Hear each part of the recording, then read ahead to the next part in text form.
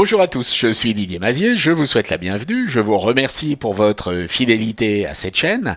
Alors si vous n'êtes pas abonné, abonnez-vous, et si vous êtes abonné, activez les notifications, et puis dans tous les cas, partagez ces vidéos. Ce sont des vidéos qui sont gratuites, que vous pouvez intégrer à vos propres sites web si vous le souhaitez, donc partagez-les sur LinkedIn, sur Instagram, sur Facebook, sur Twitter, sur YouTube, et que sais-je encore, sur tous les réseaux que vous fréquentez.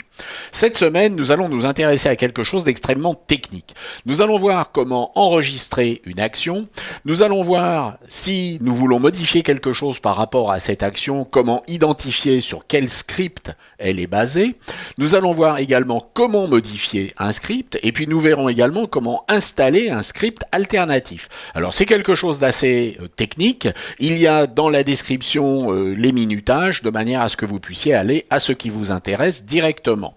Accrochez vos ceintures et puis mettons-nous au travail dès à présent.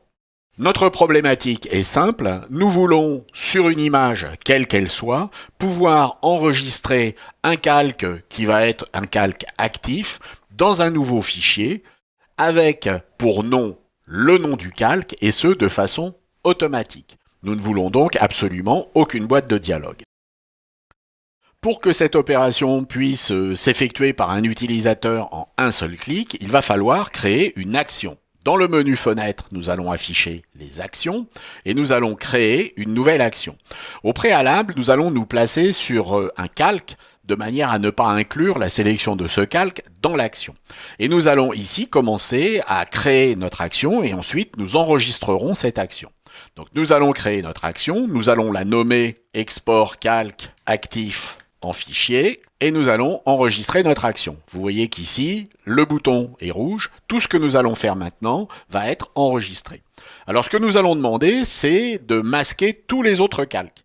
Nous allons appuyer sur la touche Option et sur l'œil et nous avons bien masqué tous les autres calques et nous avons affiché le calque actif. Nous allons ensuite, dans le menu Fichier, ouvrir Exportation et Exportation de calque en fichier. Nous allons choisir l'endroit où nous voulons enregistrer nos différents éléments, en l'occurrence dans un dossier export, et nous allons demander à ce qu'il n'y ait pas de préfixe au nom du fichier et d'exporter uniquement les calques visibles. Comme nous avons pris la précaution au préalable de n'afficher que le calque actif, nous n'exporterons donc que le calque actif.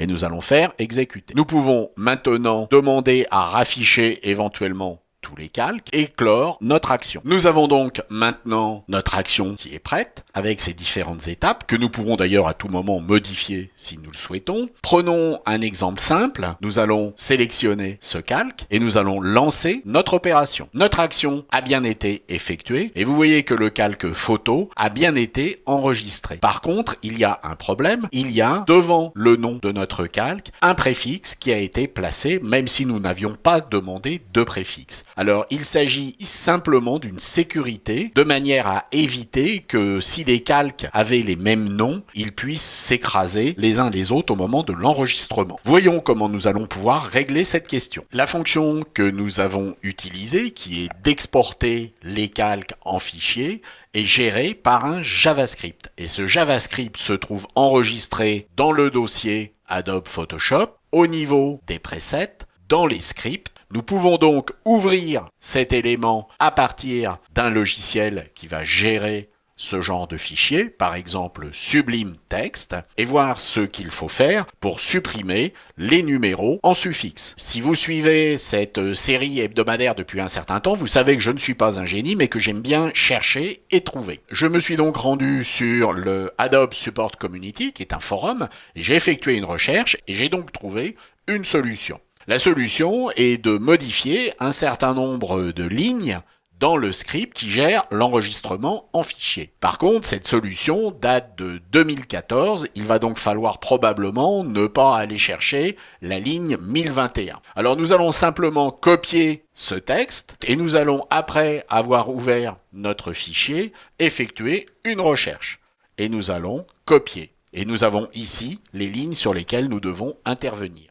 Alors vous voyez qu'il ne s'agit pas des lignes 1000, mais on est bien dans les 2191. Si je suis les instructions, je vais devoir commenter cette ligne, c'est-à-dire ajouter un double slash qui fait que l'on va désactiver cette instruction. Ensuite, il va falloir ajouter une condition. Je vais simplement copier cette condition sur le post du forum et puis le coller là où on me le demande. On va faire un retour. Il faut enfin modifier cette dernière ligne en enlevant l'underscore avec pour nom à enregistrer le nom du calque. Maintenant, mon fichier est prêt. Je vais donc enregistrer ce fichier en ayant pris soin d'enregistrer une version de sauvegarde avant toutes ces modifications. Si je relance maintenant mon action, elle va s'effectuer normalement. Et si je vais voir ce qui se passe dans l'export, vous voyez que le nom du fichier maintenant ne comporte plus ni numéro, ni underscore. Et puis, si on fouine un petit peu sur le forum d'Adobe, on va pouvoir trouver éventuellement des scripts personnalisés. C'est le cas de ce script qui va enregistrer le calque actif en JPEG. Ici, l'indication du fichier d'enregistrement se trouve être pour Windows, on peut le modifier pour Mac. Avec un logiciel comme Sublime Text, on va copier toutes ces instructions, les coller dans un document et l'enregistrer au format JSX. C'est le cas ici. Vous voyez que ce script a été copié dans les presets. Si nous l'ouvrons, nous avons ici ce que nous avons copié. Nous avons modifié le chemin. On peut ajouter derrière export et enregistrer. On va pouvoir ensuite,